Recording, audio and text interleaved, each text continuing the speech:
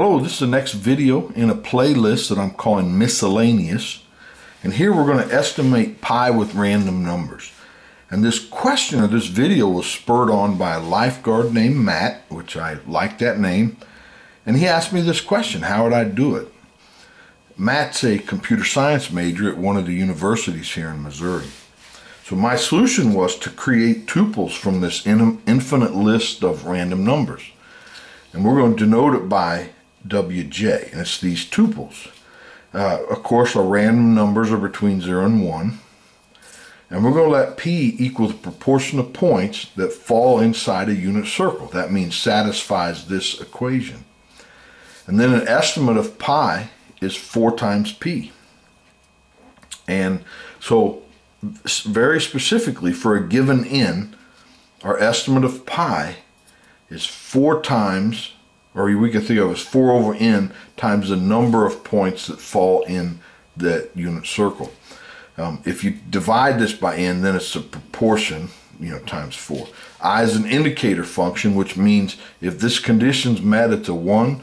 If it's not met, it's a 0. So that's how this function adds up the number of points that satisfy that. And using a picture of what's going on is our random numbers are between 0 and 1, each tuple. So a point is somewhere in this unit square. And if the point falls within the unit circle here, we count it as a 1, and it's 0 otherwise. And we just count how many fall into this unit circle. That's what this piece does. And we take it times 4 and divide it by n. And that's it. Now let's illustrate that in the R software.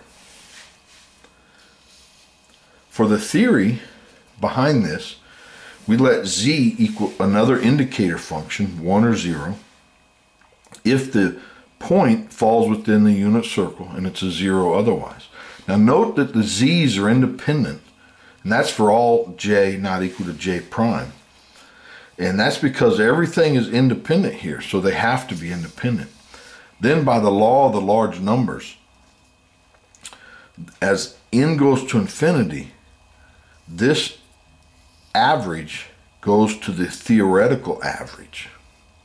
Now, the expected value of EZJ, and since Z is a discrete, it's 1 times this probability plus 0 times the probability of this not being complete.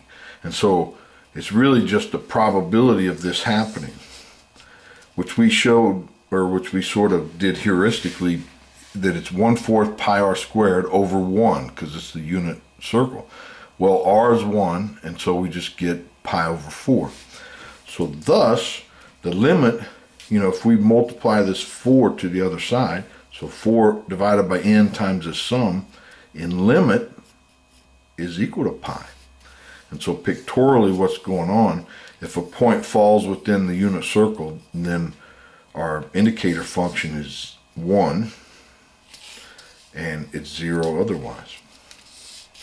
Well, I hope you enjoyed this. I sure did. Please like the video and subscribe so you don't miss the next one. Thanks, bye.